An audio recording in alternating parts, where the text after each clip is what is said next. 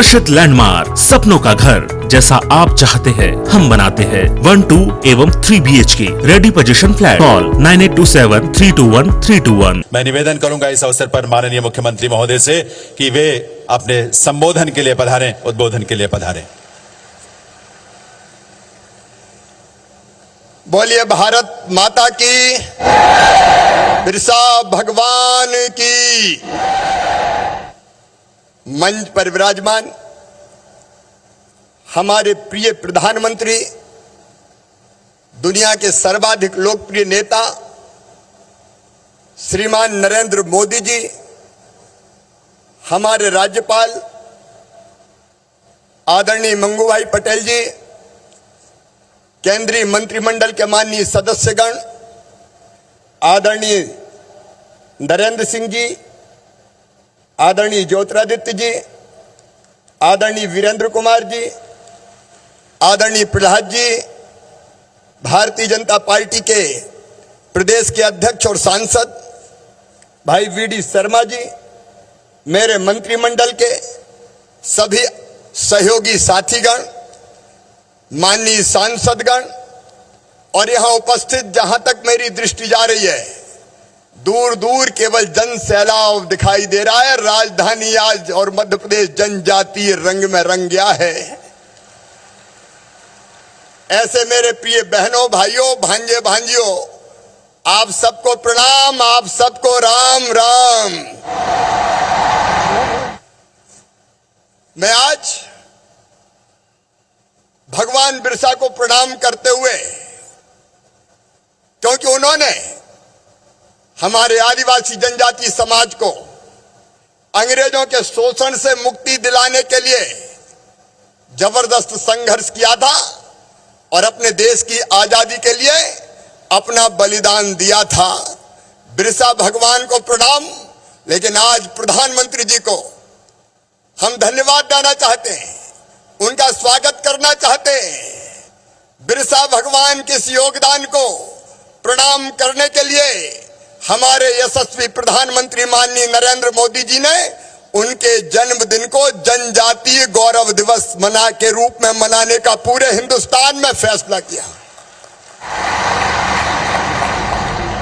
एक जमाना था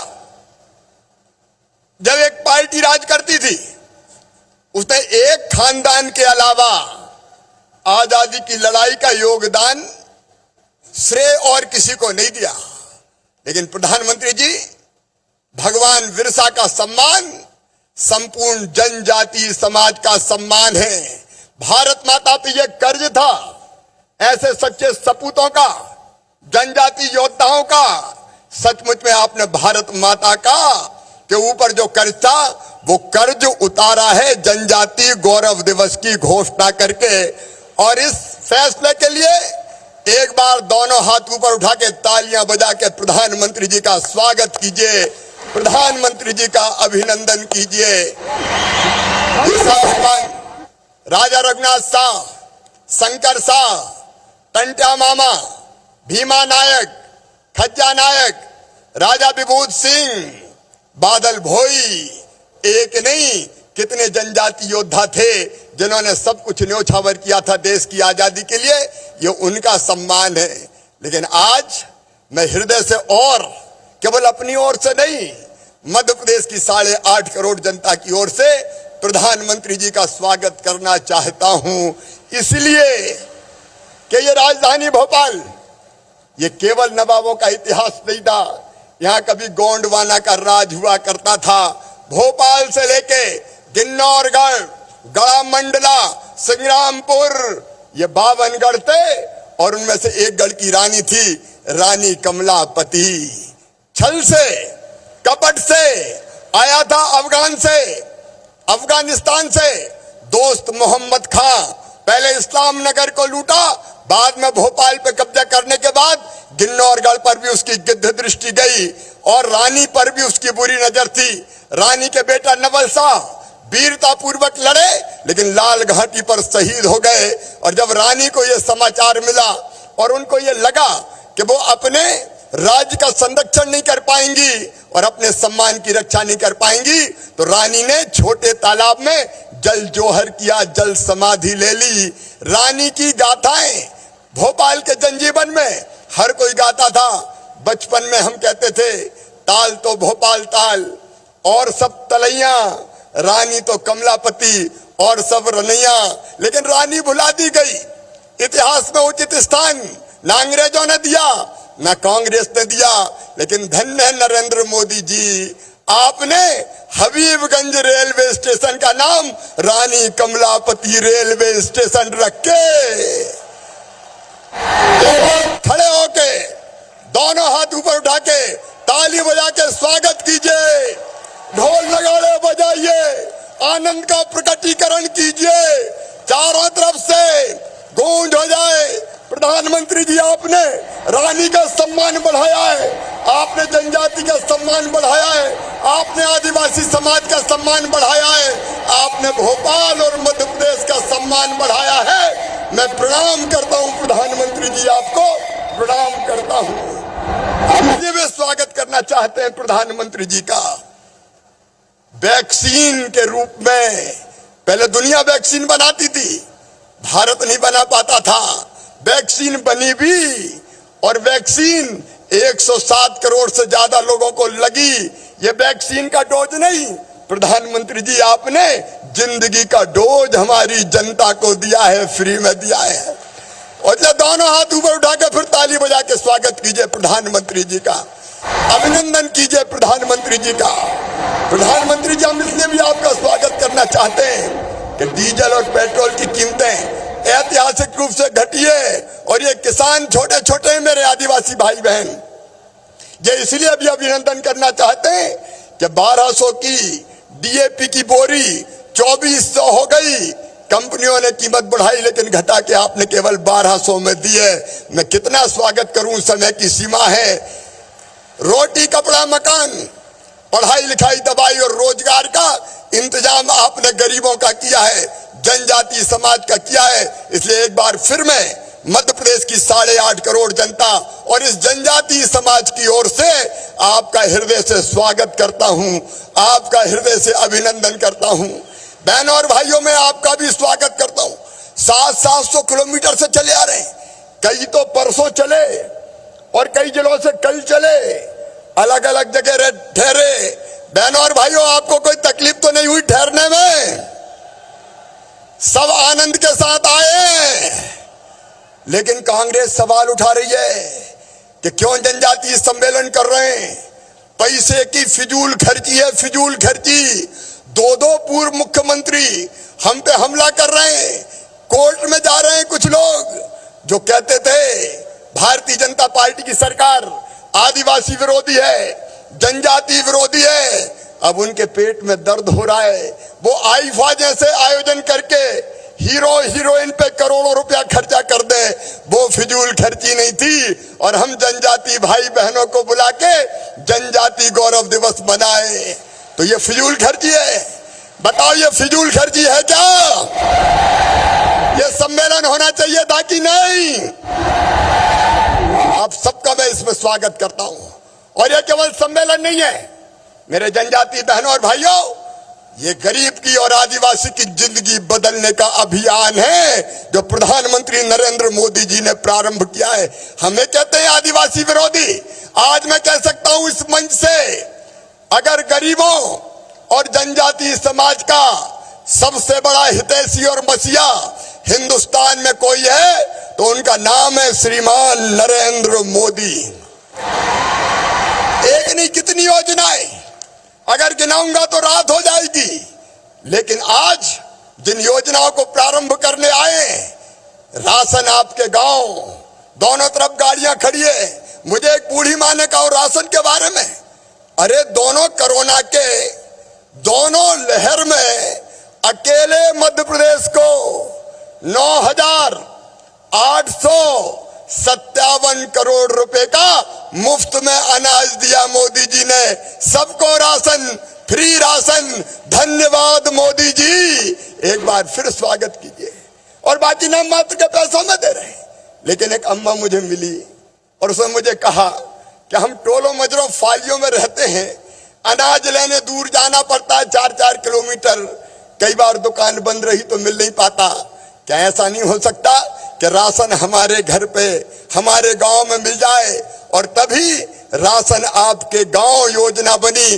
प्रधानमंत्री जो राशन देते हैं वो अब गाड़ियों से टोलों मजरों फालियों में गांव गांव में भेजा जाएगा और हर गांव में राशन गरीबों को, जनजाति भाई बहनों को दिया जाएगा। बोलो ठीक है कि नहीं? एक बार जोर से बताओ ठीक है कि नहीं? ये गाड़ी भी सरकारी नहीं होगी, ये गाड़ी आदिवासी नौजवान की होगी। बैंक उसे फाइनेंस करेंगे लेकिन बैंक गारंटी मांगते हैं। आदिवासी बेटे ने कहा कि मेरे पास तो गारंटी है ही नहीं, तो बताओ गारंटी कौन देगा? गारंटी सरकार देगी, गारंटी भी देगी, मार्जिन मनी भी जमा करवाएगी। राशन अब आपके द्वार आएगा। और केवल इतना ही नहीं, कुछ लोगों के पास पात्रता पर्ची नहीं थी, 37 लाख लोगों को पात्रता पर्ची बना के भी दिए। मोदी जी के राज में कोई गरीब भूखा नहीं सोएगा, उनकी जिंदगी बदलने का अभियान है। कुछ गरीब भाई है, मोदी जी आवास दे रहे हैं, प्रधानमंत्री आवास योजना के, लेकिन कुछ गरीब जनजाति भाई बहनों ने बताया कि हमारे पास तो एक ही छोटा सा झोपड़ा है, उसी में पिता, 4 बेटे, उनकी बहुएं रहते, रहने की जगह नहीं है, तो हमने एक योजना और बना दी, मुख्यमंत्री भू आवासीय अधिकार योजना, जिसमें जिन गरीबों के पास रहने को जमीन नहीं है, घर में बहुत कम जगह और 4-4, 6-6 परिवार हो गए, अब ऐसे हर एक परिवार को, पति पत्नी और उसके बच्चों को निशुल्क प्लाट देके रहने की जमीन का मालिक बनाया जाएगा। कोई आदिवासी जनजाति भाई बहन रहने की जमीन के बिना नहीं रहेगा। प्रधानमंत्री जी आवास दिलवा रहे हैं। इलाज का सवाल है, मैं कहना चाहता हूं, ये प्रधानमंत्री है नरेंद्र मोदी जी, आयुष्मान भारत योजना, मोदी केयर। मुझे कहते खुशी है कि मध्य प्रदेश की धरती पे 2.5 करोड़ से ज्यादा आयुष्मान कार्ड बन गए। मेरे आदिवासी भाई और बहनों, भगवान ना करे बीमार होना पड़े, लेकिन बीमार अगर हो गए तो ये मोदी जी 5 लाख रुपए तक का इलाज प्राइवेट अस्पताल में भी फ्री करवाएंगे। सिकल सेल एनीमिया बड़ी बीमारी, मैंने प्रधानमंत्री जी से चर्चा की, उन्होंने मुझे कहा मंगू भाई से भी मिलो, उन्होंने बहुत काम किया है। तो आज से हम सिकल सेल एनीमिया बीमारी के उन्मूलन से अब के लिए अभियान प्रारंभ कर रहे हैं, ताकि उस रोग की तकलीफों से बचाया जा सके। शिक्षा के लिए माननीय प्रधानमंत्री जी एकलव्य विद्यालय खोल रहे हैं, 50 का आज ही शिलान्यास और लोकार्पण है। गांव-गांव आश्रमशालाएं, छात्रावास कांग्रेस ने नहीं दिए थे। कभी दिए थे क्या कांग्रेस ने? बताओ, अरे दिए थे क्या? हम पे आरोप लगाते हैं सड़कें तुमने बनाई नहीं, बिजली भी लेके आए तो सौभाग्य योजना में नरेंद्र मोदी जी ने फालिया बिजली पहुंचाने का चमत्कार किया है। केवल वो लोग आरोप लगाते हैं। अब शिक्षा के लिए काम हो रहा है। और ऐसा मैं कहना चाहता हूं गर्व के साथ, जेईई मेंस और नीट की परीक्षा में जो कोचिंग बच्चों को दिए, आज सैकड़ों की संख्या में हमारे बच्चे डॉक्टर बन रहे हैं, इंजीनियर बन रहे हैं। और कई गरीब बच्चे जिन्हें का हम फीस नहीं भरवा सकते, तो हम क्या तुम्हारी फीस तुम्हारे मम्मी पापा नहीं भरवाएंगे? कौन भरवाएगा? भारतीय जनता पार्टी की सरकार भरवाएगी। हमारे बच्चे पढ़ें, आगे बढ़ें। हमने तय किया है यूपीएससी पीएससी की परीक्षा में भी जनजाति बेटा बेटियों को कोचिंग देने का काम किया जाएगा। पुलिस और आर्मी में भर्ती के लिए भी इन बच्चों को ट्रेंड किया जाएगा। और रोजगार के लिए सरकारी भर्ती में जितने बैकलॉग के पद हैं सब भरने का अभियान प्रारंभ कर दिया गया है। आज ही कुछ को नियुक्ति पत्र दिए जाएंगे। प्रधानमंत्री रोजगार सृजन योजना, स्ट्रीट वेंडर योजना और एक योजना और मुख्यमंत्री युवा उद्यमी क्रांति योजना हम प्रारंभ कर रहे हैं, जिसमें आप अपना व्यवसाय भी शुरू कर सकेंगे और छोटा मोटा उद्योग भी डाल सकेंगे। एक बात और मेरे जनजाति भाइयों बहनों, पैसा एक्ट बहुत गाली देती थी कांग्रेस, क्या किया तुमने तुम्हारे राज में? अब पैसा कानून चरणबद्ध तरीके से संपूर्ण मध्य प्रदेश में लागू किया जाएगा। बिना सामाजिक समरसता तोड़े सबको न्याय, लेकिन सामाजिक समरसता के साथ ग्राम सभाएं सशक्त बनाई जाएगी। और वनोपज तेंदुपत्ता बेचना है अगर, तो पायलट के रूप में अब वन समितियां बेचेंगी, ग्राम सभा और सशक्त होंगी, कई तरह के अधिकारों से लैस कर रहे हैं। और जितने छोटे मोटे मामले थे आदिवासी बहनों और भाइयों पे, वो सब वापस लेने का हमने फैसला किया है। मध्य प्रदेश में आबकारी नीति ऐसी बनाई जाएगी जो आपकी परंपराओं का पालन करने में सहयोगी हो। और कई के ऊपर जो बड़ा बड़ा कर्जा था, मैं उनकी बात नहीं कर रहा, जो नियमानुसार लाइसेंस लेके निर्धारित दर पे ब्याज पे पैसा देते हैं, लेकिन कई शोषण कर रहे थे, लूट रहे थे। और इसलिए हमने कानून बना दिया, जिनने जबरदस्ती जमीन गिरवी रख के जनजाति भाई बहनों का शोषण किया, उनका लिया हुआ कर्जा माफ, उनका सामान वापस करवाया जाएगा, उनका सम्मान भी लौटाया जाएगा। हर गांव में 4 ग्रामीण कारीगर आदिवासी बेटा बेटियों में से ही ट्रेंड करके उनको वहां रोजगार दिया जाएगा। और गांव गांव में पीने का पानी, सिंचाई का पानी भी, झाबुआ में, अलीराजपुर में, बड़वानी में, धार में, बताओ कांग्रेस ने कभी पानी दिया था क्या? अगर दिया तो भारतीय जनता पार्टी की सरकार ने। और मेरी जनजाति बहनों, अब ये प्रधानमंत्री श्रीमान नरेंद्र मोदी जी ने जल जीवन मिशन बनाया है। अब तुम्हारे घर में हैंडपंप का पानी नहीं, पाइपलाइन बिछा के टोटी वाला नल लगा के पीने का पानी दिया जाएगा। टोटी खोलोगी तो झरझर पानी आएगा और गुंडोर गगरा भर जाएगा। जनता की जिंदगी बदलने का यह अभियान प्रधानमंत्री नरेंद्र मोदी जी ने प्रारंभ किया है। और हमारी कोशिश है कि उनकी हर योजना को आदर्श तरीके से हम जमीन पर लागू करें। मैं इतना ही कहना चाहता हूं बहनों और भाइयों, समय की सीमाएं जनजातियों के कल्याण में, उनके उत्थान में, उनके आर्थिक सशक्तिकरण में, शैक्षणिक सशक्तिकरण में प्रधानमंत्री जी तो जी जान से जुटे हैं। मध्य प्रदेश सरकार कोई कसर नहीं छोड़ेगी। बोलिए, आप सबको विश्वास है? एक बार जोर से हो जाए, सबको विश्वास है? तो एक ही अपील करना चाहता हूं कि बिना जन भागीदारी किए होगा नहीं, इसलिए हम सब मिलकर करेंगे। प्रधानमंत्री जी का मार्गदर्शन, उनके द्वारा चलाई गई योजनाएं, राज्य सरकार की योजनाएं और आपका सहयोग मिलके चलेंगे और हम आगे बढ़ेंगे और मध्य प्रदेश को भी आगे बढ़ाएंगे। उसके लिए आप सबका साथ चाहिए। बोलिए, सबका साथ मिलेगा?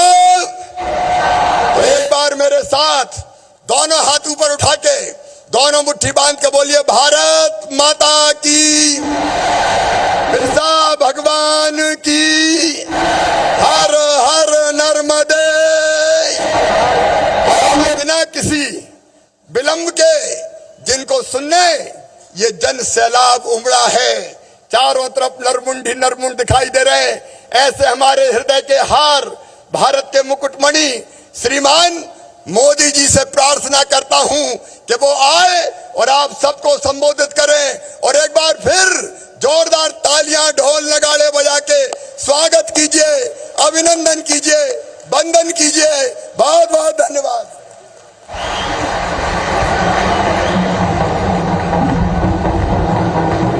आभार माननीय मुख्यमंत्री महोदय का।